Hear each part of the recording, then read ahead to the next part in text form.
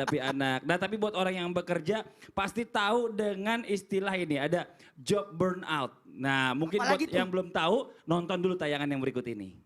Job burnout. Job burnout adalah kondisi kelelahan secara fisik atau psikis karena stres yang berkepanjangan atau terjadi secara berulang akibat kerjaan. Cirinya tuh ya kayak namanya, burnout alias abis terbakar. Energi kita secara fisik maupun psikis rasanya udah nggak ada lagi, tapi masih harus kerja. Ibarat kendaraan nih, udah nggak ada bahan bakarnya tapi tetap dipaksa buat hidup dan jalan. Kendaraannya dipaksa ya setengah hidup, setengah mati. Kita juga kalau dipaksa kerja dengan kondisi yang kayak gitu, antara mau dengan enggak. Kalau nggak mikirin gimana caranya makan besok sih, fix banget, ogah kerja. Dan kalau lo kerja dengan kondisi kayak gitu, dampaknya bisa kedua hal. Pertama, lo bekerja secara nggak maksimal, dan yang kedua, tumbuh perasaan negatif ke kerjaan sendiri. Iya, sebelum kita tanya ke Ustadz Syam ya, saya mau tanya lagi Ustadz Maulana tadi apa yang dijelasin? Job burnout. Burnout. Burnout. Job Burnout. burnout. Bukannya brown mah coklat. Jadi maksudnya job itu apa? Burnout. Apa itu? Itu ibaratnya kayak gini ya. Orang tuh ngerasa kerjanya kayaknya udah maksimal mati-matian. Tapi penghasilan itu kayak nggak cukup gitu loh. Berarti job burnout. Iya. Sama si salah. Job Udah, pekerjaan tanya Ustadz Syam aja. burn Burnout. burn out. Bukannya burn itu burung. Bird itu. Ya Ustadz Syam, mohon izin nih. Ini kita gak kelar-kelar nih sampai 3 jam kemudian nih kayaknya. Mohon izin penjelasannya kenapa bisa orang merasakan hal seperti itu Ustadz Syam. Siap, tabi guruku Ustadz Maulana, tabi guru kami Muhammad, Mas Fadli, serta guru-guru kami yang dimuliakan Allah Subhanahu wa Ta'ala. Tentang pekerjaan, jadi Allah Subhanahu wa Ta'ala memuji Nabi Daud alaihissalam, bahkan baginda Nabi SAW memuji Nabi Daud alaihissalam karena Nabi Daud alaihissalam makan hasil tangannya sendiri. Jadi kalau kita lihat dalam Al-Quran, pekerjaan Nabi Daud alaihissalam yang disebutkan oleh Al-Quran adalah Nabi Daud alaihissalam wa alanna lahul hadid. Nabi Daud alaihissalam naik ke atas gunung yang tinggi, lalu berzikir diikuti oleh burung-burung ikutan berzikir, dedaunan mendengarkan menikmati zikir daripada Nabi Daud alaihissalam, mendengarkan nyanyian pujian kepada Allah Subhanahu wa Ta'ala. Dan Nabi Daud alaihissalam adalah seorang raja yang luar biasa. Nabi Daud alaihissalam itu menguasai dunia, luar biasa, diberikan kelebihan oleh Allah Subhanahu wa Ta'ala untuk menguasai dunia. Begitu pula anaknya ini Nabi Sulaiman alaihissalam.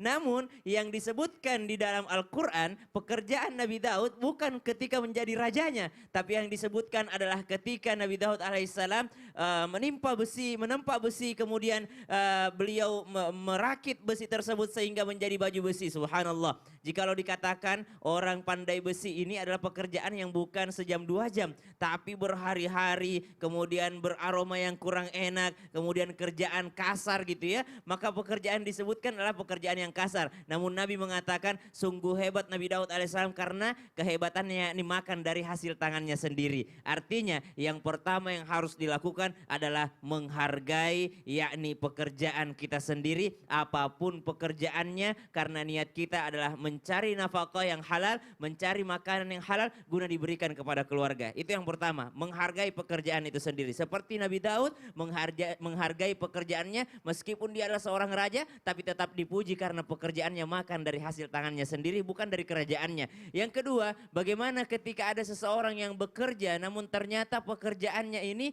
melebihi daripada gajinya gitu ya. Artinya gajinya tidak sebanding dengan pekerjaannya, maka diskusikan dengan senior, diskusikan dengan atasan, diskusikan dengan teman kerja, rekan kerja, maka ini akan lebih baik bagi kita. Yang ketiga, ketika mengenai pekerjaan, Al-Quran mengatakan فَإِذَا قُضِيَتِ الصَّلَاةِ فَانْتَشِرُوا فِي الْأَرْضِ وَابْتَغُوا مِنْ فَضْلِ اللَّهِ.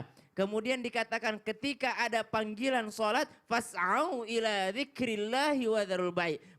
Bergegaslah atau bersegeralah ketika ada panggilan ibadah, namun ketika masalah pekerjaan jangan terlalu memaksakan diri.